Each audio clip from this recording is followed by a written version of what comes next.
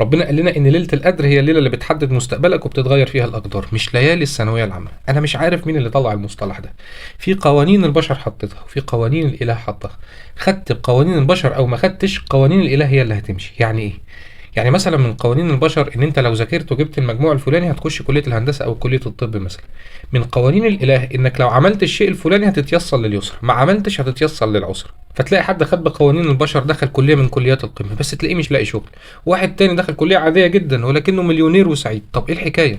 خدت بقوانين البشر او ما خدتش، قوانين الاله هي اللي هتمشي. لو ما اتبعتش قانون الاله هييسرك للعسره. فلو دخلت اعظم كليه في الدنيا، قانون ربنا اللي مشي فتلاقيه تيسر للعسره، مش لاقي شغل او حاله مش احسن حاجه وهكذا. طب ازاي؟ هما مش قالوا ان اللي هيدخل كليه من كليات القمه نجح وهيبقى مليونير؟ وقالوا ان اللي هيدخل اي كليه من الكليات العاديه فشل؟ مين اللي قال كده؟ البشر، صح كده؟ كلام ربنا اللي بيمشي. انما خدت بقوانين الاله، دخلت اي كليه، ما دخلتش خالص، هتبقى مليونير وهتبقى سعيد. ليه؟ لان قانون ربنا اللي بيمشي اذن لك ان انت تتيسر لليسرى، فهتتيسر لليسرى غصب عنك. فاما من اعطى واتقى وصدق بالحسنى فسنيسره لليسرى، واما من بخل واستغنى وكذب بالحسنى فسنيسره للعسرى. والرساله دي مخصوصه للاهالي اللي عمالين يوتروا ولادهم ويضغطوا عليهم، وبرضه للي بيفكر يأذي نفسه لو ما دخلش الكليه اللي هو عايزها. سمعنا كتير ان في ناس انتحرت واذت نفسها. ايه ده؟ تدخل نفسك النار ليه؟ اكيد مش طبيعي. الشيطان ضحك عليك وجرك معاه. ايام الصحابه لا كان في ثانويه ولا كان في الكلام ده. بيرزقوا ازاي وكانوا اغنياء ازاي كده؟ يروح ربنا سبحانه وتعالى يجي يقول لك اولم يعلموا ان الله يبسط الرزق لمن يشاء ويقدر. هم ما يعرفوش ان انا اللي بوسع، انا اللي بضيق، انا اللي بغني وانا اللي بفقر؟ هم ما يعرفوش ان القانون الالهي ماشي على الكل وكله على حسب اختيارك؟ مشيت على القانون الالهي وطبقته هتتيسر لليسرى وللفرج، ما مشيتش او طنشته او مش في حساباتك هتتيسر للعسرى والبلاء. فاتمنى تكون واعي وفاهم الصوره كامله، واوعى تفكر ان انت تاذي نفسك لا ثانويه ولا غير ثانويه، دي نقطه. واتمنى لو انت تتعب بس شويه في ان انت تسمع كلام ربنا.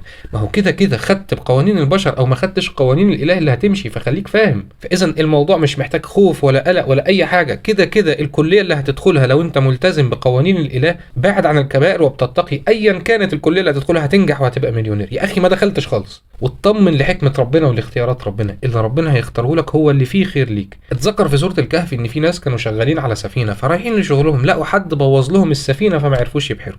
انت لو مكانهم ما تقول ايه؟ حسبي الله ونعم الوكيل، مين اللي عمل كده ومش عارف ايه. قاعدين بيصلحوا في السفينه لقوا ملك جه خد كل السفن الا سفينته. ليه؟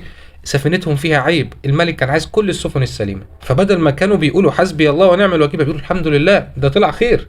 فدايما اطمن لحكمه ربنا، وانت مش هتفهم حكمه ربنا الا لو ربنا سبحانه وتعالى فهمها لك. وربنا ذكر لك القصص دي عشان تسلم وتطمن وتعرف ان كله خير. انت مش مطلوب منك في السنه دي غير ان انت تعمل اللي عليك. طيب انا مقصر من اول السنه، لسه معاك وقت. اعمل اللي عليك وركز في التقوى والبعد عن الكبائر، وما تشيلش هم اي حاجه. الرزق في ايد ربنا وكل حاجه في ايد ربنا. اللي هتذاكره هيجي في الامتحان. انت مش ماشي على قانون الاله يبقى ما تخافش، قانونه هو اللي بيمشي. ولو تعرف حد من صحابك بيفكر ان هو يأذي نفسه لو ما دخلش الكليه اللي هو عايز، افهمه، قول له ليه. اغلب الناس اللي ناجحين في زماننا الحالي كلهم فشلوا في التعليم، فهو مش مقياس لاي حاجه. بعدين ربنا سبحانه وتعالى مدي كل واحد فينا موهبه مختلفه عن التاني. ليه؟ اكيد عشان تستخدمها. والرزق ما تشيلش همه، ربنا سبحانه وتعالى اللي هيرزقك. حتى الانبياء تلاقي ان ربنا مدي كل واحد فيهم موهبه مختلفه.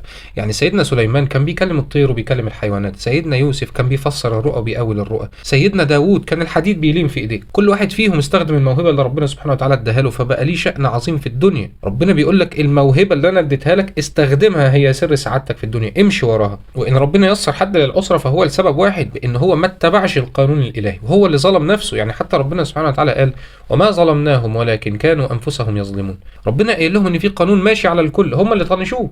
والحكمة من العسرة هو ان انت ترجع بسرعة قبل ما عمرك يخلص عشان ما تخسرش الجنة، فهو محبة ليك. ولكن في نوع تاني من العسرة مخيف، يبقى واحد مطنش كلام ربنا مش في دماغه اصلا.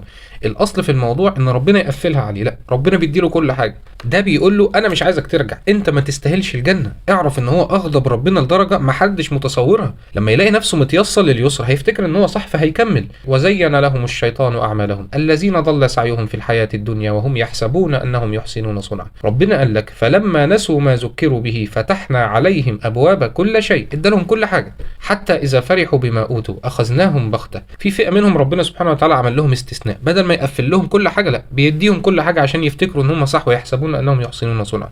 وبغتة وفجأة كده بياخدهم. تعالوا بقى، وانا مش عارف انتوا هتستوعبوا الكلام ده دلوقتي ولا بعدين، ولكن ماذا لو انا عايز الكليه دي، انا شايف ان انا هعمل فيها حاجه، طب ايه اللي منعك؟ شفنا امثله كتير لناس ما عندهاش اي مقومات وظروفهم ما كانتش احسن حاجه وكسروا الدنيا. فما ترميش شماعات، طالما غيرك قادر يعملها انت تقدر. مفيش حد احسن من التاني، كلنا من تراب. احسن واحد فينا اكرمكم عند الله اتقاكم. عايز الكليه دي فعلا ظبط برضو القانون الالهي الاول، لان ربنا سبحانه وتعالى بيدي المتقي اللي هو عايزه.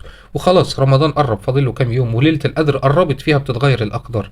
الارض باللي فيها ملك ربنا، وقانونه بيمشي على الارض كلها. في ناس جالها توتر عصبي بسبب الثانويه العامه، لحد النهارده مش عارفين يتخلصوا منه. اهدى، الموضوع مش محتاج كل التوتر ده. ربنا مش هيحطك في اختبار الا لو انت قده. لا يكلف الله نفسا الا وسعها. اعمل اللي عليك وسيبها لله، كل اللي هيجيبه ربنا خير. وما لا يدرك كله لا يترك كله. يعني واحد ما بدأش خالص، ابدأ بالملخصات والمراجعات وهات امتحانات كتير محلولة. اضعف الايمان، انا اعرف ناس شخصيا ما ذاكروش غير اخر 3 شهور بس طلعوا من الاوائل ودخلوا الكلية اللي هم عايزينها. اهم حاجة حافظ على اعصابك، ومفيش خوف مفيش توتر، وركز. كل اللي مطلوب منك اعمل اللي عليك وامشي على القانون الالهي، والله هيرضيك، بالذات القانون الالهي.